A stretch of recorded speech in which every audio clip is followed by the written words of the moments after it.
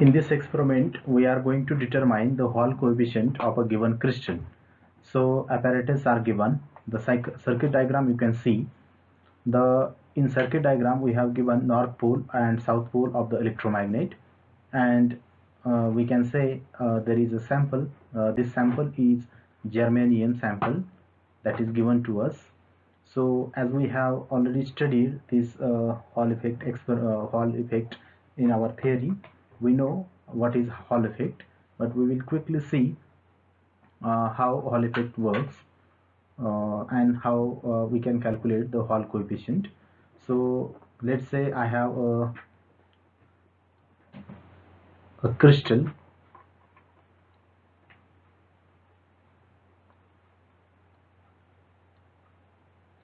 So in this crystal, let's say this is x-axis, this is, let's say, y-axis, and this is z-axis. So let's say current is flowing in this direction. Whenever current flows along x-axis, let's say magnetic field is applied along z-axis.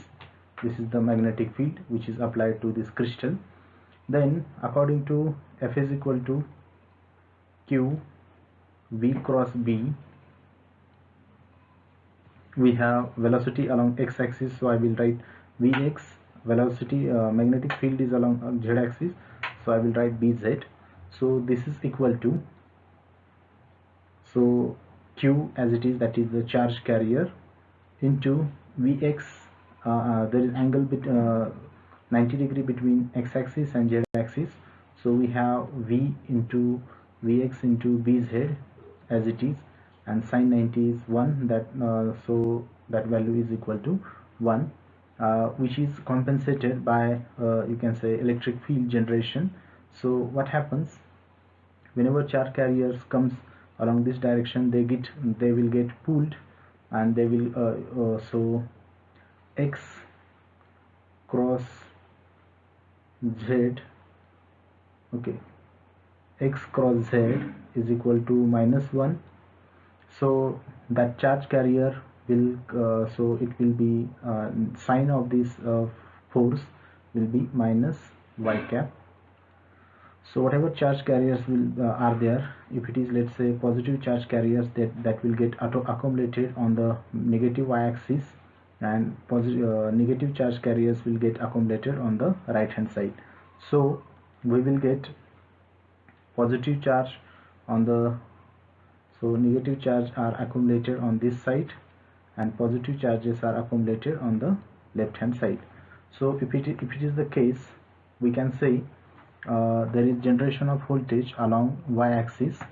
So we can measure this voltage, and let's say this is Hall voltage. So this Hall voltage is measured by using this voltmeter in this figure. This is the current which is provided along the x-axis, let's say, and we are going to you can say provide the magnetic field by using this electromagnet. So this Hall experiment in the theory, we know this is the Hall coefficient, which is Vh into T upon current into B. So we will quickly see how we have calculated that this expression. So we know the Lorentz force, it is given by Q V cross B, okay, which is equated to the you can say electric field generated. So that electric field is this Hall field that is generated, and this is the charge carrier. So we will use same charge carrier on the both the side. So this QQ will get cancelled, and we will get EH is equal to, that is Hall field is equal to Vx, that is, this is V is the velocity of the charge carrier into Bz, okay, V cross B. Now we know that J is equal to, J is the current density, let's say J, the current is flowing along x-axis, that's why we have written J is equal to minus Ne, you can say Bz, minus Ne Vx, minus Ne into Vx.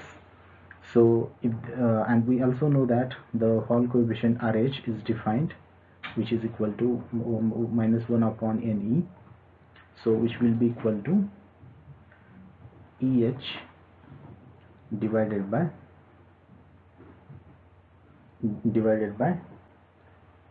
Jx into Bz, because this electric field, which is Hall field, let's say this is Hall voltage. Okay, so I will this Hall voltage into the thickness of the, you can say, sample, divided by divided by current is, you can say, current per, you can say, meter square. So I will write into Bz. Bz is the magnetic field which is applied. So if I rewrite this equation, so I will get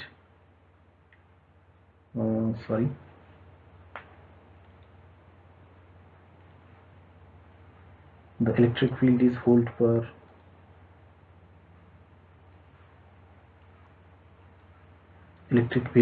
per meter. So I will get an expression Vh into T upon the current into Bz. So Vh is the Hall voltage, T is the thickness of the sample, I is the current, and Bz is the magnetic field. Okay, so if we see this formula now, it is same as our earlier formula. So now somehow we have to calculate the Hall voltage divided by applied current to that sample, and the thickness of the sample, that we can easily calculate, or it will be given to you during the you can say experiment. And magnetic field which is applied, we can calculate by using the magnetic Gauss meter. So all these terms are very important. Somehow we are going to calculate Hall voltage per unit current by using slope also, by using graph also, and that we are going to use. So we will see how we are going to see the experiment. So in initial part, what we will do, so initial part,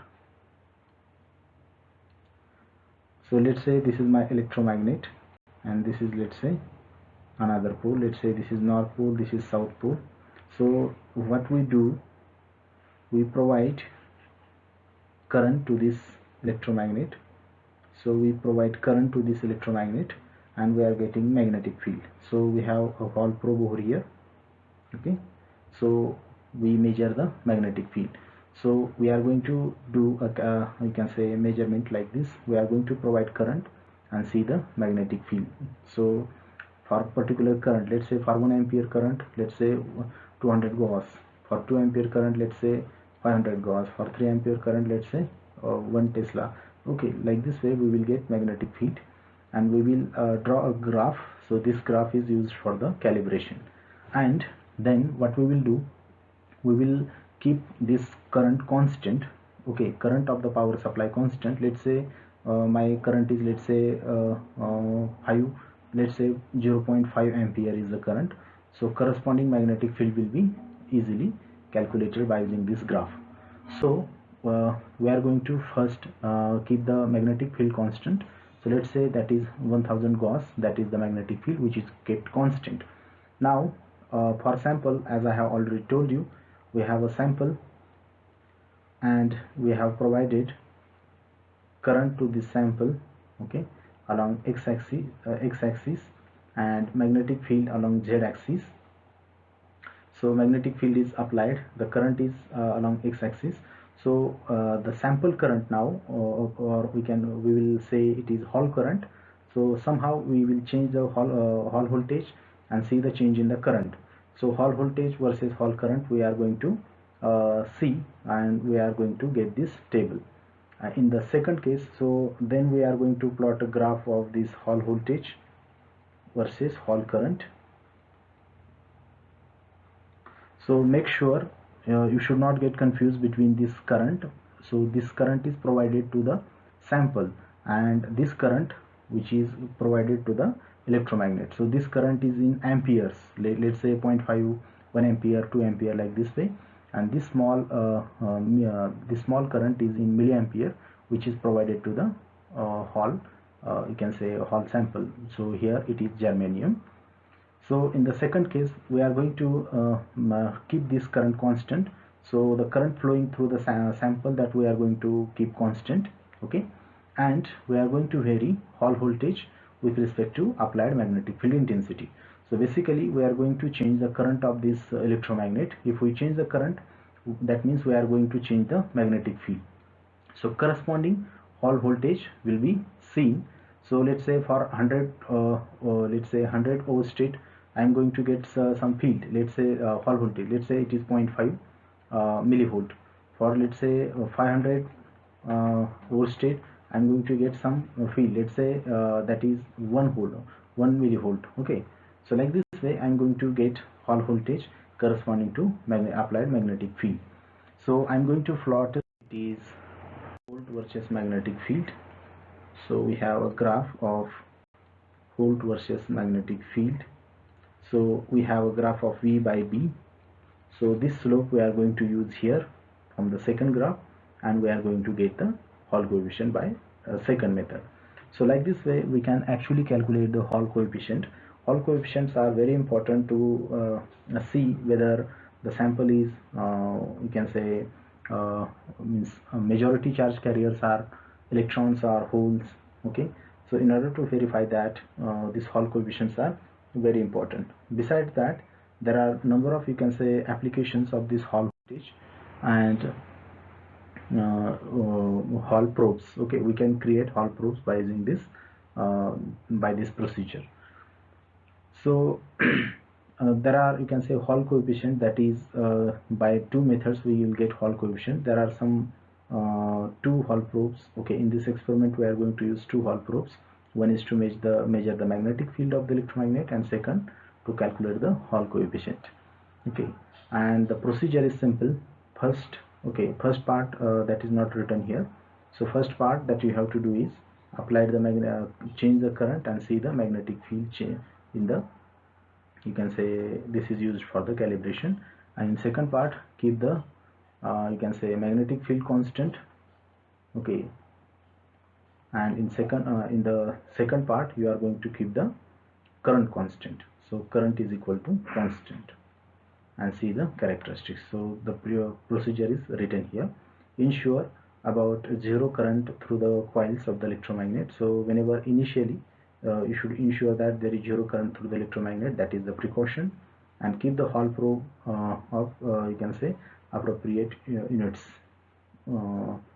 So see, while keeping the Hall probes in between the electromagnets, you should put it at in one plane, okay. So I will show two figures so that you will understand. So this is a digital Gauss meter, okay. So we can change the magnetic field by using this digital Gauss meter. Then this is second instrument is Hall effect setup. So this, in our experiment the current meter is not working, so we will connect here to connect this terminal to the separate ammeter, milliammeter, and voltage you can see it directly from the reading. And this you can say third or base instrument is to provide the current. So this is 0.03 ampere current which is provided to the coil. So make sure whenever you keep this Hall probe, you should be exactly at the center. These two are electromagnets and these are the poles of the electromagnets. At the center, exactly at the center, you have to keep the, so at the center, exactly at the center, you have to keep the Hall probe.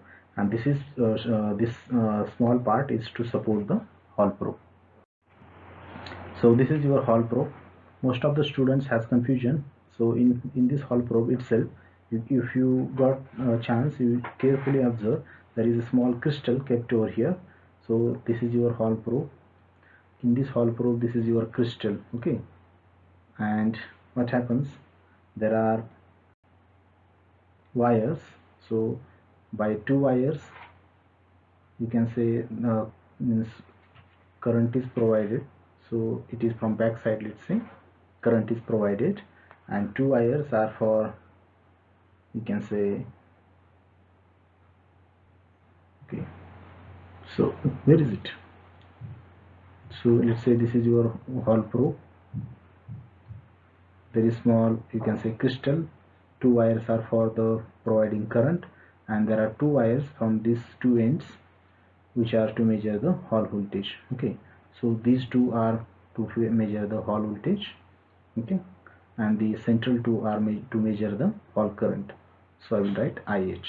Okay, so this is the arrangement. You carefully observe this hall probe whenever you perform this experiment.